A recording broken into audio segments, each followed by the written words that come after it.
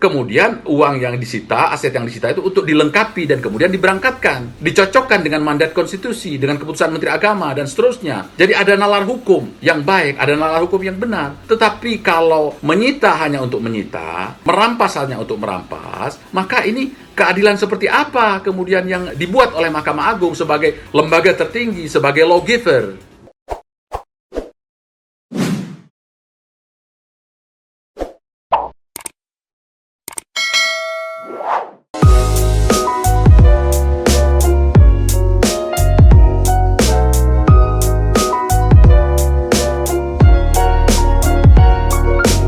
Bismillahirrahmanirrahim. Assalamualaikum warahmatullahi wabarakatuh. Saya pertama mengucapkan terima kasih yang sebesar-besarnya kepada sahabat dan saudara saya, Bung Refli Harun, salah satu YouTuber terpenting di Indonesia pada saat ini, terutama di bidang hukum. Kesempatan yang diberikan kepada saya ini untuk menyampaikan beberapa hal penting dari ujian terbuka saya kemarin di Fakultas Hukum Universitas Mataram dengan penguji-penguji dari Universitas Mataram. Ada Profesor Lalu Husni, ada Profesor Galang Asmara, Profesor Gatot Hendro, ada Profesor Amiruddin, Dr. Hirsanuddin, dan juga ada penguji tamu external examiner yaitu Profesor Saldi Isra. Ya, beliau adalah guru besar dari Universitas Andalas, Padang, dan juga sekaligus sebagai Hakim Mahkamah Konstitusi. Dan juga Profesor Muhammad Aziz. Profesor Muhammad Aziz, PhD, beliau adalah guru besar di University of Tokyo dan juga ketua keluarga masyarakat Islam Indonesia di Jepang, sekaligus juga pendiri PCI Nahdlatul Ulama di Jepang dan ketua ilmuwan internasional yang sangat diperhitungkan. Nah, topik disertasi saya itu adalah tentang tanggung jawab konstitusional negara dalam melindungi hak keagamaan warga negara. Tanggung jawab konstitusional negara dalam melindungi hak keagamaan warga negara. Konstitusi, sebagaimana kita tahu, itu adalah sebuah perjanjian luhur, ya, sebuah noble agreement, sebuah perjanjian adiluhung antara rakyat dengan negaranya. Jadi rakyat memberikan kuasa kepada negara, memberikan semacam power of attorney kepada negara. Wahai negara, tolong hak-hak saya Anda lindungi, tolong hak-hak saya Anda perjuangkan. Nah, kira-kira seperti itu. Dan negara menyanggupi untuk memberikan perlindungan itu. Oleh karena itu ada hak konstitusional, maka ada kewajiban konstitusional. Nah, hak warga negara ini adalah bagian dari fundamental right, dari merupakan derogable right. Artinya bahwa hak warga negara tersebut tidak bisa dikurangin sedikitpun, tidak bisa dikurangi sedikitpun. Hak apa itu? Adalah hak memeluk agama dan menjalankan peribadatan menurut agamanya maupun menurut keyakinannya. Apapun agamanya. Jadi apapun agamanya dilindungi oleh negara dan negara mempunyai kewajiban konstitusional dalam melakukan perlindungan terhadap agama tersebut, terhadap para penganutnya maupun ketika dalam pelaksanaan dari kepercayaan maupun keyakinannya tersebut. Itu dicantumkan dalam pasal 28E Undang-Undang Dasar 45, pasal 29 ayat 2 Undang-Undang Dasar 45. Jadi posisinya adalah simetris. Posisinya adalah simetris, seimbang antara hak warga negara dengan kewajiban konstitusional warga negara. Nah, pertanyaan Prof. Saldi kemarin adalah bahwa mengapa harus katakanlah diutamakan tanggung jawab konstitusional negara? Ya karena negara posisinya adalah dia pasti lebih strong, dia pasti lebih kuat. Dan negara menyanggupi dari awal bahwa negara akan melakukan protection, akan melakukan perlindungan, to fulfill, to respect, untuk merespek, dan untuk memenuhi segala hak asasi manusia termasuk adalah hak keagamaan tersebut. Nah, salah satu hak keagamaan kalau di dalam Islam itu adalah menjalankan umroh, menjalankan haji. Itu adalah hak keagamaan, itu adalah bagian dari hak fundamental yang dimiliki oleh masyarakat yang beragama Islam untuk datang ke Baitullah untuk melaksanakan haji atau melaksanakan umroh ke sana. Meskipun hanya sekali seumur hidup, sebagai perwujudan dari komitmen mereka untuk melaksanakan hak keagamaannya tersebut. Nah, beberapa waktu yang lalu ada hal yang mengejutkan, ya ini kegagalan umroh yang masif sifatnya, yang mencapai 100.000 lebih, ya 100.000 lebih jamaah, ya dari perusahaan yang bernama perusahaan First Travel dan perusahaan Abu Tours, ya. Dari dua perusahaan tersebut mencapai korban First Travel ada 63.310 korban, Kemudian Abu Turs itu ada 87.000 lebih jamaah. Yang kerugian keuangannya itu mencapai 1 triliun lebih, ya, hampir 2 triliun. Ya, terjadi kegagalan masif. Nah, saya di dalam studi saya juga melakukan perbandingan dengan bagaimana haji dilaksanakan atau umroh dilaksanakan di Jepang, di Korea, di Malaysia, di Singapura, di Hong Kong. Itu saya lakukan kajian perbandingan di sana. Nah, kegagalan kolektif tersebut, pemerintah mengantisipasi salah satunya dengan membentuk SWI, Satgas Waspada Investasi. Kemudian dibentuk call center di Mabes Polri. Satgas Waspada Investasi itu anggotanya sebenarnya secara postur itu cukup signifikan, cukup keren, ya. Karena di sana ada Kementerian Agama, ada Kapolri, ada PPATK, ada Bank Indonesia, ada Menteri Perdagangan, ada Menteri UKM, dan sebagainya. Ini sebetulnya sangat powerful, tapi kenapa tidak bisa maksimal? Kenapa tidak bisa memperjuangkan hak-hak warga negara itu? Kenapa? Ya karena menurut saya adalah karena legal seat-nya, dudukan hukumnya itu tidak kuat. Karena sifatnya hanya internal, dia hanya task force, ya. Mestinya kalau menurut saya bentuknya itu kepres, minimal keputusan presiden, dan harus ada political will, ada goodwill. Nah, semacam itu, tapi ini kan tidak ada. Nah, oleh karena itu maka kemudian ada setelah negosiasi, musyawarah dan lain-lain itu tidak bisa terlaksana, maka upaya hukum itu dilakukan, baik upaya hukum pidana maupun upaya perdata, ya, gugatan perdata, semuanya tidak bisa membuahkan hasil. Artinya masyarakat, ya, yang tuntutannya adalah di-refund, uangnya dikembalikan, atau mereka diberangkatkan, itu tidak terpenuhi sama sekali. Padahal ada keputusan Menteri Agama 589 2017 itu menyebutkan bahwa uang jamaah itu harus dikembalikan atau diberangkatkan mereka, ya, dalam kasus first travel seperti itu, ya. Tetapi faktanya ini tidak diberangkatkan dan juga tidak dikembalikan. Padahal di antara mereka itu sudah selamatan, sudah syukuran untuk berangkat ke Tanah Suci, untuk menemui Tuhannya, untuk datang ke Baitullah. Bahkan di antara mereka ada yang stres, di antara mereka sudah meninggal pada saat ini, ya. Dan mereka sampai akhir hayatnya tidak berangkat, tidak kembali. Yang lebih parah lagi adalah bahwa putusan Mahkamah Agung. Mahkamah Agung ini kan lawmaker, pembuat hukum. Ya, jadi fungsinya adalah bisa merevisi, bisa memperbaiki dan seterusnya. Tetapi justru Mahkamah Agung, ya, dengan ketua majelisnya ketika itu adalah Bapak Andi yang mulia, Andi Samsan Ngaro, justru menyita dan merampas untuk kepentingan negara. That's fine. Kalau itu kemudian uang yang disita, aset yang disita itu untuk dilengkapi dan kemudian diberangkatkan, dicocokkan dengan mandat konstitusi, dengan keputusan Menteri Agama dan seterusnya. Jadi ada nalar hukum yang baik, ada nalar hukum yang benar. Tetapi kalau menyita hanya untuk menyita, merampas hanya untuk merampas, maka ini keadilan seperti apa kemudian yang dibuat oleh Mahkamah Agung sebagai lembaga tertinggi, sebagai lawgiver. Begitu juga dengan Kejaksaan Agung, Kajari Depok misalnya, ya, dalam hal barang bukti misalnya, setelah ribut di media massa baru mempunyai alasan, oh ini sedang dipinjam dan seterusnya. Harusnya itu semuanya harus transparan. Kalau terjadi peralihan aset misalnya, ya, ketika sudah dilakukan penyitaan, maka harus dijelaskan di dalam persidangan. Ini semuanya tidak ada. Barang bukti juga tidak transparan. Kebetulan saya akan mewakili ribuan jamaah. Oleh karena itu kemarin, di dalam ujian terbuka saya sampaikan bagaimana perbandingan di berbagai negara tadi, di Jepang, Korea, kemudian di Malaysia, di Singapura. Ketika Prof. Aziz dari Guru Besar dari University of Tokyo menanyakan kepada saya, bagaimana kalau ini terjadi di Jepang?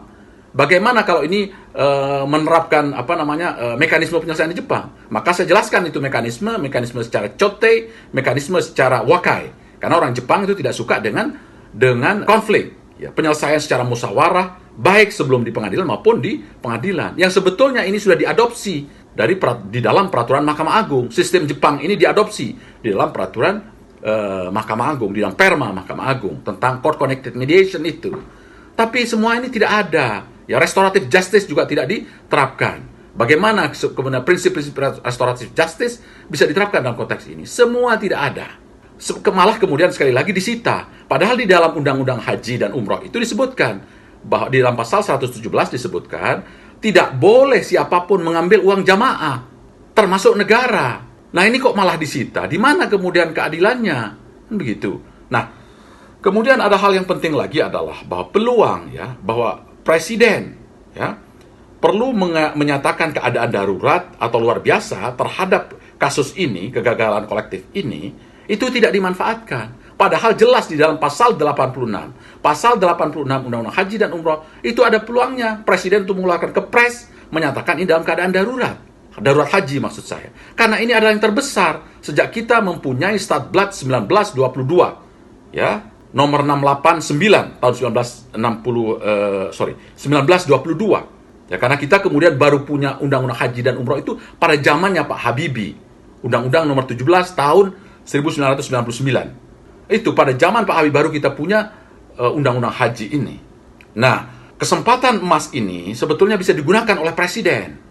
Kesempatan emas ini untuk mengeluarkan kepres, ya, menyatakan keadaan darurat umroh tadi yang tidak berangkat itu, ya, kemudian memberangkatkan. Kan jumlahnya tidak banyak juga, tidak sampai 2 triliun dibanding misalnya kerugian tadi PT Bank Senturi yang 6 triliun lebih, kemudian PT Asuransi Jiwasraya 20 triliun, kemudian PT Lapindo, kan itu kerugiannya yang sangat signifikan.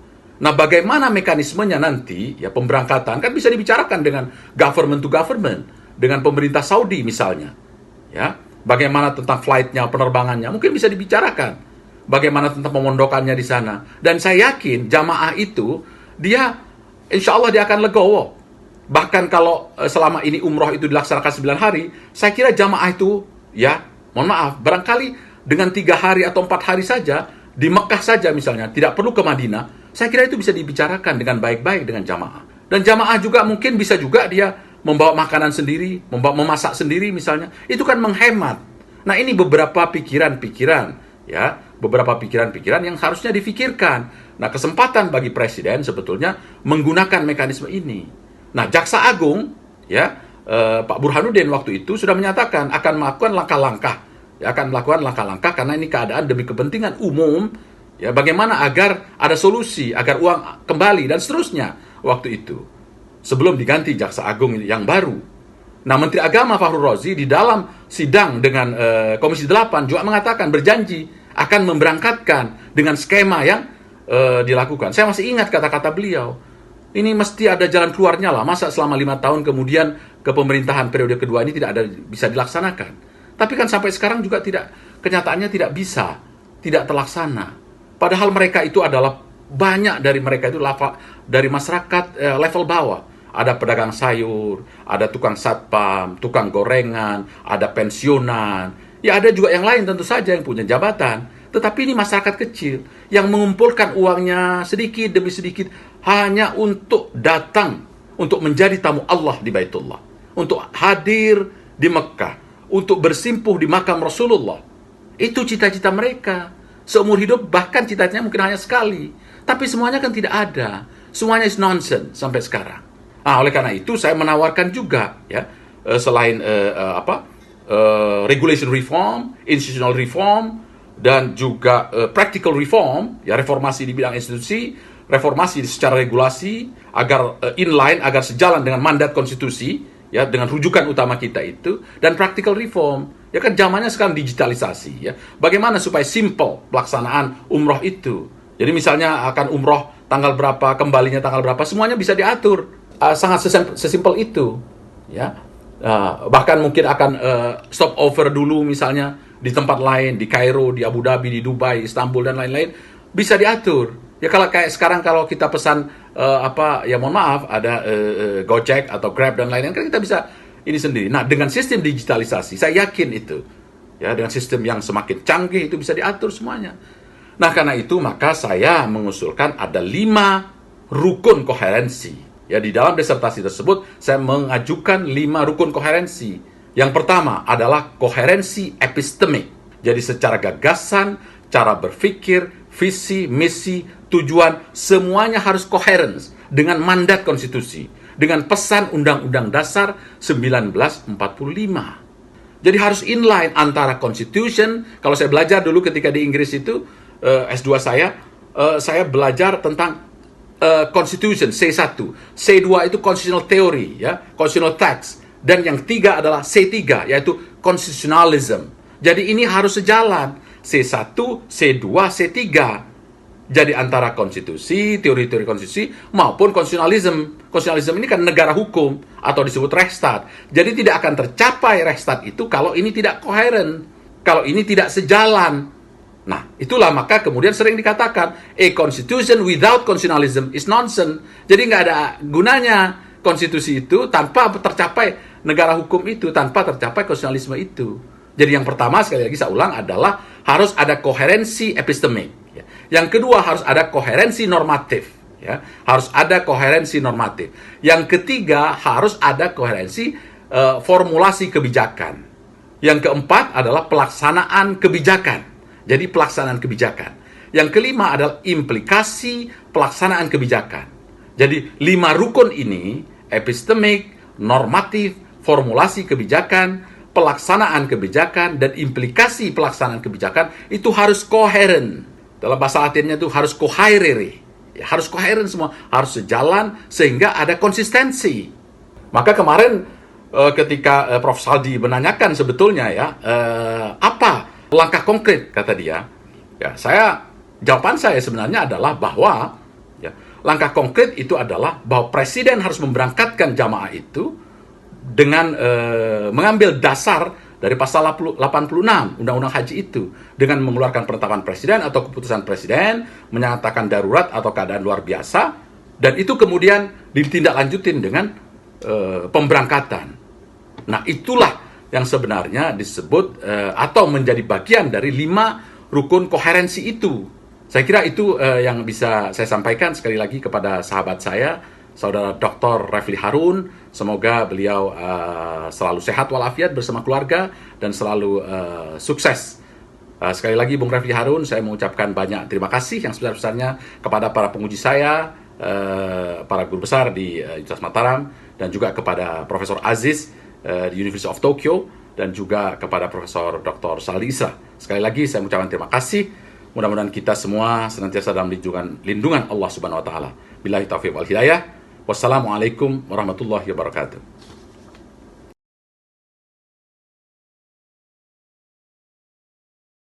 Yang saya hormati sahabat saya, teman lama yang selalu akrab, selalu dekat, TM Lutfi Yazid. Izinkan dalam kesempatan ini saya menyampaikan rasa bahagia dan bangga. Saya mengenal Mas Lutfi sejak zaman kuliah, ketika kami sama-sama belajar di Universitas Gadjah Mada. Mas Lutfi ini adalah idola begitu banyak mahasiswa karena produktivitasnya dalam menulis, ratusan tulisannya. Dan di masa mahasiswa, di saat kita terlibat dalam begitu banyak gerakan mahasiswa, Mas Lutfi ini menjadi salah satu simbol bagaimana kekuatan intelektual menjadi pilar dari gerakan, dan produktivitasnya, kemampuan menulisnya luar biasa, sehingga pada masa itu kita semua yang aktif dalam gerakan mahasiswa pasti tahu, pasti kenal, pasti baca tulisannya Mas Lutfi. Saya bersyukur sekali ditakdirkan untuk bisa bersama-sama dengan Mas Lutfi sejak zaman kuliah, dan produktivitas itu berjalan terus. Alhamdulillah, kita bersyukur pada hari ini proses panjang perjalanan intelektual memasuki satu fase. Kita memang tidak selalu bisa mengukur intellectual capacity, intellectual contribution dengan academic degree. Ada begitu banyak pribadi-pribadi yang tanpa memiliki gelar akademik tapi telah memberikan kontribusi pemikiran yang luar biasa. Di masa tahun 90-an kita mengenal, 80-an, nama Dr. Sujatmoko yang S1 pun tidak lulus, tapi kontribusi intelektualnya luar biasa. Mas Lutfi sudah memiliki kontribusi intelektual yang begitu panjang, begitu banyak. Perjalanannya sudah memasuki fase yang amat matang. Dibandingkan dengan sebagian dari kami-kami yang mendapatkan doktor lebih awal, barangkali beliau telah memiliki perjalanan kontribusi intelektual yang jauh lebih solid. Tapi Mas Lutfi memilih untuk menuntaskan PhD-nya, doktornya, lebih akhir dibandingkan junior-juniornya, dibandingkan dengan teman-temannya. Tetapi semua yang mengenal Mas Lutfi pasti tahu, with or without a doctoral degree, he is a doctor. Dan hari ini proses itu dituntaskan. Saya merasa bersyukur sekali, saya merasa sangat bangga, dan alhamdulillah bisa ikut menyaksikan walaupun jauh. Jarak Jakarta dan Mataram ratusan kilometer, tapi jarak pikiran dan hati kita amat berhimpitan. Insya Allah hari ini menjadi penanda sebuah babak baru untuk pengabdian bagi kemajuan ilmu pengetahuan, bagi kemajuan umat, bagi kemajuan bangsa. Izinkan dari ibu kota saya menyampaikan ucapan selamat, saya mengucapkan apresiasi pada Mas Lutfi, dan izinkan juga saya menyampaikan terima kasih kepada para promotor, kepada seluruh jajaran Universitas Mataram, Pak Rektor, Ketua Majelis Penguji. Saya sampaikan terima kasih dan apresiasi. Insya Allah ini menjadi sebuah hari yang membawa keberkahan bagi semua. Dari Jakarta yang hari ini dalam kondisi agak mendung, saya menyampaikan salam hangat dan hormat untuk semuanya. Izinkan saya mengakhiri. Bismillah. Assalamualaikum warahmatullahi wabarakatuh. Terima kasih. Assalamualaikum warahmatullahi wabarakatuh. Salam sejahtera semuanya, semoga sehat semua. Saya juga seperti Pak Gubernur DKI dari Jakarta, saya tidak akan mengulang nama-nama yang sudah disebut oleh Bapak Gubernur, yang saya banyak kenal, termasuk juga rekan pada waktu saya menjadi dekan, Prof. Galang. Tapi perkenankanlah dalam kesempatan ini saya mengucapkan selamat kepada calon kandidat Dr. TM Lutfi Yassid, dan mudah-mudahan proses promosi doktor ini akan berjalan lancar dan kemudian ikut di dalam gerbong mereka-mereka yang sudah mendapatkan gelar doktor. Nantinya saya ingin ingatkan kepada Dr. Lutfi Yassid bahwa mudah-mudahan disertasi ini bukan penelitian pertama dan terakhir, karena selalu saya diingatkan oleh almarhum Profesor Komar Kantatmaja, kalau seperti itu nanti ini doktor yang proyek batu nisan katanya, supaya nanti di batu nisannya itu ada tulisannya doktor. Sehingga saya sangat berharap bahwa akan ada penelitian-penelitian dan pencerahan yang bisa diberikan oleh calon doktor Lutfi Yassid kepada masyarakat. Saya sungguh berterima kasih diberi kesempatan untuk memberikan sambutan di Universitas Mataram di Lombok, NTB, karena ini sebenarnya saya ingin hadir di sana. Kakek saya, jadi ayah dari ibu saya adalah gubernur pertama di NTB, di Lombok. Orang Madura seperti Pak Lutfi. Terima kasih, Prof. Bapak Ruslan Cakraningrat. Jadi ini merupakan suatu yang sangat khusus bagi saya diundang dalam kesempatan ini. Sekali lagi saya sampaikan selamat dan mudah-mudahan berhasil menggondol gelar doktor pada saatnya. Terima kasih. Wabillahi taufiq wal hidayah. Wassalamualaikum warahmatullahi wabarakatuh. Selamat pagi, salam sejahtera untuk kita semuanya. Semoga kita semua dalam keadaan sehat. Dan terkhusus kepada yang saya banggakan, Saudara Promovendus TM Lutfi Yassid SHLLM. Inilah momen yang ditunggu-tunggu banyak sahabat. Karena beliau ini sebenarnya sudah doktor sebelum jadi doktor.